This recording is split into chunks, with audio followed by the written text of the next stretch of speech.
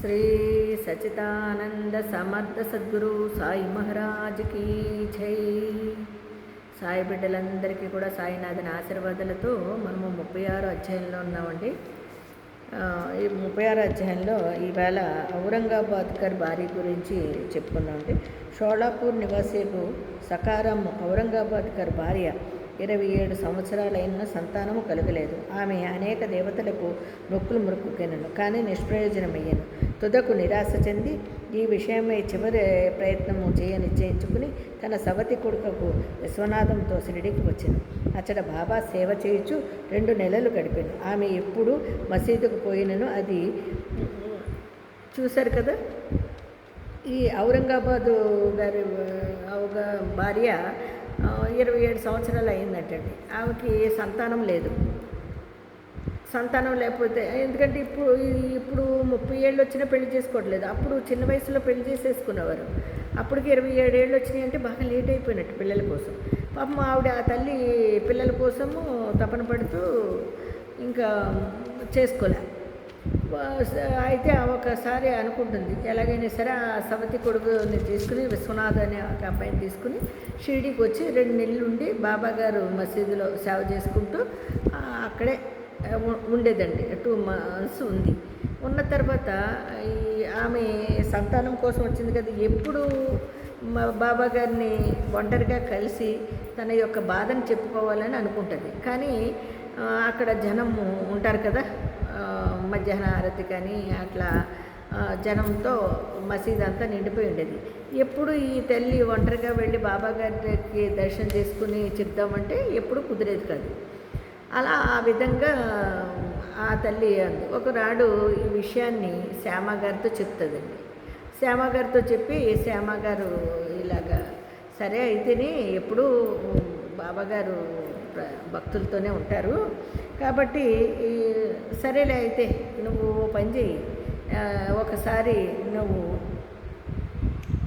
అవకాశం చూసి నేను చెప్తాను, నువ్వు టెంకాయని అగరబత్తులు పట్టుకుని రెడీగా ఉండు, నేను సైగ చేస్తాను, సైగ చేసినప్పుడు నువ్వు వచ్చి వద్దు కానీ అని చెప్తారనమాట. ఎవరు శ్యామగారు చూస్తారు. ఆమె బాబాకి నమస్కరించుకుని చెప్పుకోవాలన్న విషయాన్ని శ్యామ ద్వారా బాబా గారు అప్పుడు ఈ శ్యామ ఏం చేస్తాడు, సరే మధ్యాహ్న హారతి అవుతుంది, భోజనం చేసిన తర్వాత చేయి తుడుచుకోవడానికి ఆయనకి ఈయన టవలు అందిస్తూ ఉన్నప్పుడు బాబాగారు బుగ్గ గిల్లుతారు శ్యామది. శ్యామగారు బుగ్గ గిల్లుతారు. శ్యామగారికి కోపం వచ్చేస్తుంది. నా బుగ్గను గిల్లుటకు నీకు తగున, నా బుగ్గలు గిల్లునట్టి పెంకిదేవుడు మాకు అక్కర్లేదు, మేము నీపైన ఆధారపడి ఉన్నామా, ఇదియేనా మన సాన్నిధ్యము ఫలితము అంటాడు. అంటే కొంచెం గట్టిగానే గిల్లుతారు బాబాగారు. ఈయన ప్రేమగా బాబాగారిని ఆ విధంగా అంటూ ఉంటారనమాట. అనేటప్పటికీ అప్పుడు బాబా అంటారనమాట, శ్యామ మధ్యాహ్న భోజనం తర్వాత బాబా చేతులతో తువాలతో తుడుచుచుండగా బాబా శ్యామ బుగ్గను గిల్లాను. శ్యామ కోపగించి, దేవా నా బుగ్గను గిల్లుటకు నీకు తగునా, నా బుగ్గలు గిల్లునట్టి పెంకిదేవుడు మాకు అక్కర్లేదు, మేము నీపైన ఆధారపడి ఉన్నామా, ఆధారపడి ఉన్నామా, ఇదేనా మన సన్నిహిత్య ఫలితము అని బాబా ఇట్లెన్ను. శ్యామ 72 జన్మల నుంచి నీవు నాతోనున్నప్పటికీ నేను నిన్ను గిల్లలేదు, ఇన్నాళ్లకు గిల్లాను, నీకు కోపం వచ్చినది. శ్యామ ఇట్లా, నేను ఎప్పుడూ ముద్దులు మిఠాయిలు ఇచ్చు దైవం మాకు కావలేదు, మీ నుండి మాకు గౌరవము స్వర్గము కానీ విమానము కానీ అవసరము లేదు, మీ పాదముల యందు నమ్మకము మాకెప్పుడు ఉండుగాక.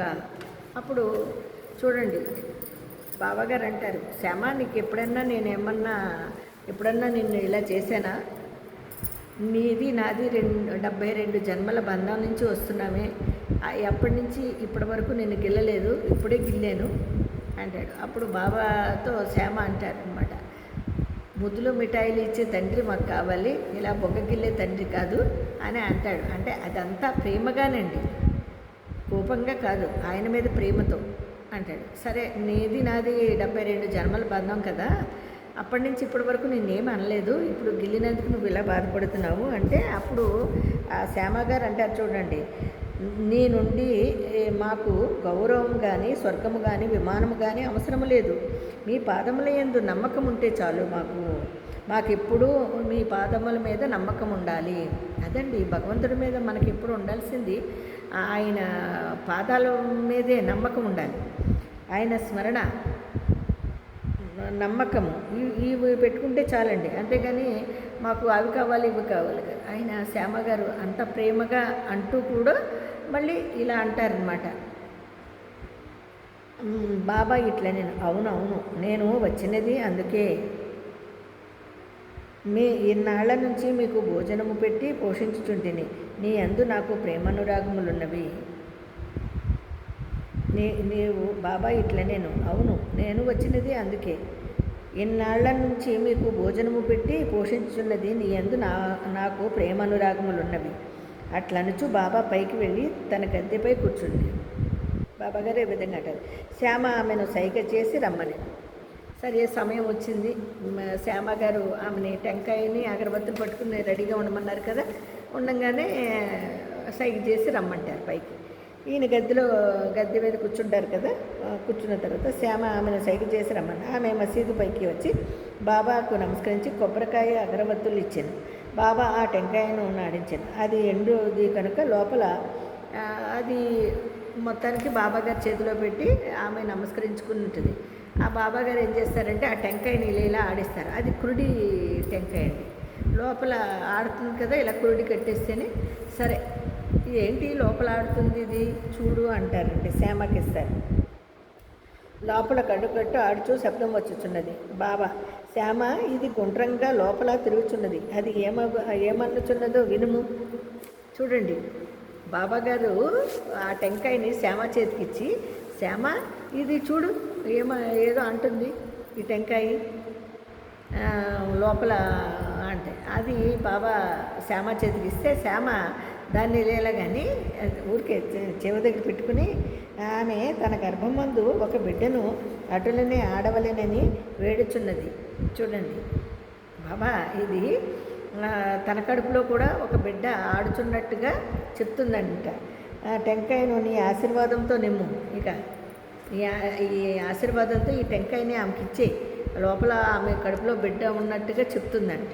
అప్పుడు బాబా అంటారు చూడండి, టెంకాయ బిడ్డను ప్రసాదించిన అట్లా అనుకునచో ప్రజలెంత అమాయకులు, నిజంగా టెంకాయ బిడ్డను ప్రసాదిస్తుందా అంట. అప్పుడు శ్యామ అంటాడు, నీ మాటల మహిమయు ఆశీర్వాద ప్రభావమును నాకు తెలియను, నీ మాటలు నీ యొక్క ఆశీర్వాద ప్రభావము మాకు తెలియను, నీ ఆశీర్వాదమే ఆమెకు బిడ్డను పరంపరను ప్రసాదించును, ఒక బిడ్డను నీ ఆశీర్వాదంతోనే ఆమెకి బిడ్డ ప్రసాదిస్తుంది. నీ మాటలేచే కాలయాపన చేయుచు ఆశీర్వాదమును ఇవ్వకున్నావు. ఇలా కాలక్షేపం చేసేసి ఆ మాటల్లో బట్టి అది తప్పించుకుని ఆమెకు ఆశీర్వాదం ఇవ్వవేమో, నువ్వు ఆశీర్వాదం ఇచ్చే తీరాలి అంటారండి శ్యామగారు బాబా గారు. ఆ సంవాదము కొంతసేపు జరుగుతుంది. అలాగా బాబా పదే టెంకాయను కొట్టమనుచుండెను. శ్యామకిచ్చి ఈ టెంకాయను కొట్టు అయితేని అంటారు. శ్యామ అంటాడు, లేదు నువ్వు ఈ టెంకాయ కొట్టకుండా ఆ స్త్రీకి ముందు నీ ఆశీర్వాదం ఇయ్యి, పిల్లలు పుడతారని చెప్పి మాట ఇవ్వాలి కదా, నువ్వు మాట వేడుకు నా స్త్రీకి ఇవ్వమని వేడుచుండెను. తుదకు బాబా లొంగి సరేలే అని చెప్పి బాబాగారు ఆమె సంతానము కలుగున్న నేను ఎప్పుడు అని శ్యామ అడిగాను. నీకు సంతానం కలుగుతుందిలే. ఈ శ్యామ గోల పడలేక బాబాగారు అంటారు, సరే అమ్మ నీకు సంతానం కలుగుతుంది. మళ్ళీ ఏమంటాడు, ఎప్పుడు అంటే అప్పుడు బాబాగారు అంటారు, 12 మాసములలోన అని జవాబిస్తారు. 12 మాసములలో అంటే 12 నెలల్లో నీకు సంతానం కలుగుతుంది అని జవాబిస్తారు. టెంకాయను పగలగొట్టేది. అప్పుడు శ్యామగారు టెంకాయని పగలగొట్టి ఒక చెక్క శ్యామని బాబా తింటారు, ఒక చెక్కని ఆమెకి ఇచ్చి ఆమెను తినమంటారు. ఒక చిప్పను ఇరుగురు తినేది, రెండవ చిప్పను ఆమెకి ఇచ్చేది. అప్పుడు శ్యామ ఆ స్త్రీ వైపు తిరిగి, అమ్మా నీవు చూసావు కదా, నీ ఎదురుకుండానే బాబాగారు చెప్పారు కదా, ఈ విధంగా నీకు నిజంగానే బిడ్డ పుడుతుంది, పుట్టలేదనుకో ఇంకో టెంకాయ తెచ్చి ఈ దేవుని తలపైన ఇంకో టెంకాయ కొట్టి నీకు 12 మాసాలలో పిల్లలు పుడతారన్నారు, పుట్టలేదనుకో ఒక టెంకాయ తీసుకొచ్చి ఈ దేవుని తలపైన కొడుతుంది కానీ ఈ మసీదులో కూర్చొనివ్వకుండా తరిమేస్తాను నేను ఈయన్ని అని మళ్ళీ ప్రేమగా శ్యామ గారు జోక్గా ప్రేమగా ఆయన దగ్గర బాబా దగ్గర శ్యామ గారికి అంత స్వతంత్రం అండి. 72 జన్మల బంధం అంటండి వాళ్ళిద్దరిది. చూసారా ఎంత ఆశీర్వాదం పొందాడో శ్యామ అనే ఆయన. ఆ విధంగా అనేటప్పటికీ సరే అని చెప్తారు. ఆ తర్వాత ఎందుకు తెప్పించినచ్చో నేను మాధవుడను గాను అని మీరు దీనిని చూచెదురుగాక అని. ఆమె ఒక సంవత్సరంలోని కొడుకుని కంటది. కొడుకునిగా నేను 5 మాసములు కొడుకుని 5 నెలల కొడుకుని ఎత్తుకుని బాబాగారు చెప్పినట్టుగానే 12 నెలల్లో ఆమె బిడ్డను కంటుంది.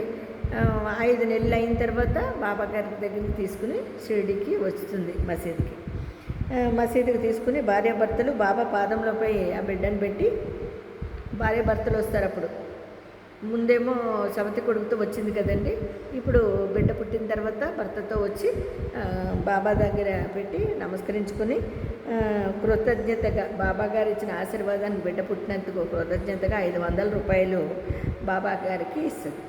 అప్పుడు బాబా ఏం చేస్తారంటే ఆ 500తో 500 అంటే ఎంతంటే అప్పుడు చాలా ఎక్కువ అనమాట.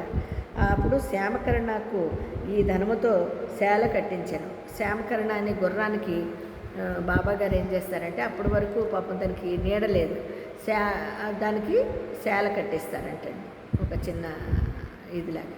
చూసారా బాబా గారు ఎప్పుడు జీవుల గురించి అదే అన్నారు కదా, సద్గురు సకల దేవతా స్వరూపుడైన మన సద్గురు సాయినాథుల వారు జీవము వృక్షము ప్రతి జీవరాశి నుండి కూడా ఈ మానవులకే కాదు జీవులకు కూడా ఆయన ఆలోచించి అలా చేసేవారండి. అప్పుడే కదండి ఇప్పుడు కూడా చేస్తున్నారు. ఇప్పటికీ బాబా గారు ఈ విధంగానే జరుగుతుంది.